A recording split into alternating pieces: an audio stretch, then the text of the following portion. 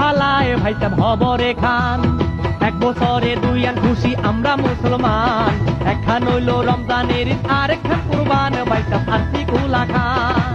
আসসালামু আলাইকুম এভরিওয়ান, ঈদ মুবারক। আজকে আমি আমার ঈদ ব্লগ তোমাদের সাথে শেয়ার করব।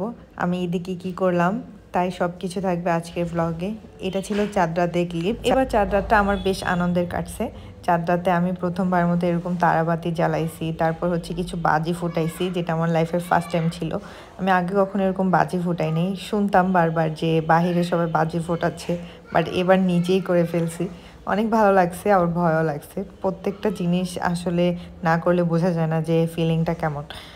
তো এই ছিল চাঁদ রাতের ক্লিপ। এরপর দিন সকালবেলা আমি একটু আমাদের গরুটা দেখতে চলে গেছিলাম মাদ্রাসায়। এখন আর আগের মতো ঈদের মধ্যে আনন্দ কাজ করে না। আসলে সবার ঈদ আনন্দের হয় না, এটাই সত্য।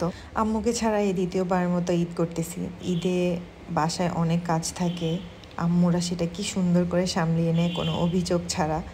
আম্মু চলে যাওয়ার পর থেকে সব দায়িত্ব আমার উপর পড়েছে। আমি একা একা সব কিছু করতে অনেক বেশি হিমশিম খেয়ে যাই। তারপরেও ছোট করে একটু ভিডিও করে রাখছি। আমার দুঃখগুলো, আমার সুখগুলো আপনাদের সাথে শেয়ার করতে আমার অনেক বেশি ভালো লাগে। আর এখানে আমি গরু দেখে তারপর চলে আসছি। এরই মাঝখানে বাসায় এসে অন্যান্য কাজ গোছাচ্ছিলাম। তো এর মধ্যে কোরবানি হয়ে গেছে আলহামদুলিল্লাহ। আর এখানে অলরেডি আমাদের কাটাকাটি চলছে। আর আব্বু আমাকে বলতেছিল যে আগে আগে কিছু মাংস নিয়ে দিয়ে দেই, কিছু রান্না করে ফেলো। তো ওই প্রস্তুতি নিচ্ছিল। আমি নিচে যাইতে পারতেছিলাম না, কারণ বাসার সব কাজ আমি একা করতেছিলাম, একা গোছাচ্ছিলাম। এদিকে লিখন এই ক্লিপগুলো নিয়ে রাখছে, আর লিখন তারপর মাংস নিয়ে আসছে উপরে কিছু রান্না করার জন্য। সব কিছুর মাঝখানেও এই স্পেশাল দিনগুলোতে বোনকে অনেক বেশি মিস করি। আম্মুকে তো মিস করি, জানি আম্মু কোনো দিন ফিরে আসবে না, আর আম্মুকে জান্নাতবাসী করুক। তাছাড়া বোন বেঁচে আছে, বোন দেশের বাইরে একা একা ঈদ করতেছে। ও কথা ভাবলে অনেক বেশি কষ্ট লাগে। আমরা দুই ভাই বোন অনেক বেশি মিস করি সুমনাকে। আল্লাহ চাইলে আমরা আবার একসাথে ঈদ করবো ইনশাআল্লাহ। আল্লাহর কাছে একটাই চাওয়া, আমার বোনকে আল্লাহ সুস্থ রাখুক, আমাদেরকে সুস্থ রাখুক। এরপর আব্বু বাসায় চলে আসে। আসার পর আমাকে হেল্প করতেছিল রান্নায়, কারণ আমরা অনেক বেশি করে রান্না করতেছিলাম। প্রথমবার যখন রান্না করি তখন হচ্ছে আমরা অনেক বেশি করে রান্না করে ফেলি। এর মাংসটা খেতে আমার অনেক বেশি ভালো লাগে পরে। আর এই জন্য আমি সব মশলা টশলা সব কিছু একদম রেডি করে ফেলছি রান্না করার জন্য। আর এই হাঁড়িতে আমরা আজকে রান্না করব। প্রতিবার আমি একাই মাখাই রান্না করি, এবার আব্বু আর আমি দুইজন মিলে মাখাইছি, রান্না করছি। আলহামদুলিল্লাহ বেশ মজা হয়েছে। আর আমরা সরিষার তেল দিয়ে রান্না করছিলাম এবারে কোরবানির মাংস। আর এত বড় পাতিল ছিল, আমি আব্বু দুজন মিলে মাখাতে হিমশিম খাচ্ছিলাম। অনেক বেশি বড়, আমরা এবার বেশি নিয়ে ফেলছিলাম। পরে মাখানোর পর আমি আলাদা আলাদা করে ফেলছিলাম দুইটা পাতিলে। এই যে এখানে হচ্ছে আমি আর আব্বু একসাথে করে মিক্স করতেছিলাম। আর আব্বু বলতেছিল যে তুমি সব মশলা দাও সব কিছু। আমি তো খুব কনফিউজড হয়ে গেছিলাম, তারপরও আলহামদুলিল্লাহ সব ঠিকঠাকভাবে হয়েছে, একদম পারফেক্টলি দিতে পারছি সব কিছু, এইটাই অনেক।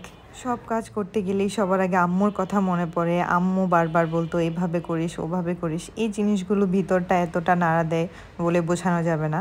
আর এখানে অলরেডি দুপুর হয়ে গেছিলো, তখন আমাদের মাংস অলমোস্ট হয়ে গেছে। তারপর আমরা খেতে বসে গেছি তাড়াহুড়া করে, কারণ সকাল থেকে অনেক পরিশ্রম গেছে সবার, একদম খিদা লেগে গেছে। তো আমরা সবাই খেতে বসে গেছি, আর তেমন ভিডিও ক্লিপ নিতে মনে নেই।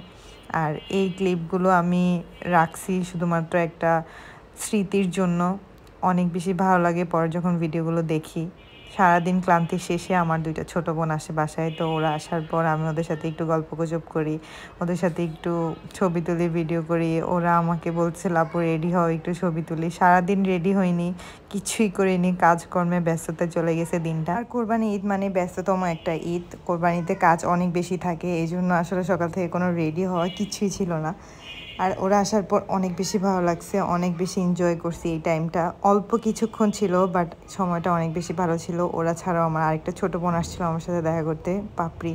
স্পেশালিও আমার জন্য আমার পছন্দের ফুল নিয়ে আসছিল। আর এই ছিল আমার পুরো দিনের একটা ছোট্ট ব্লগ। আবার নতুন কোনো ব্লগে তোমাদের সাথে আবার দেখা হচ্ছে। ততদিন পর্যন্ত আমার সাথেই থেকো, আমার জন্য দোয়া করো।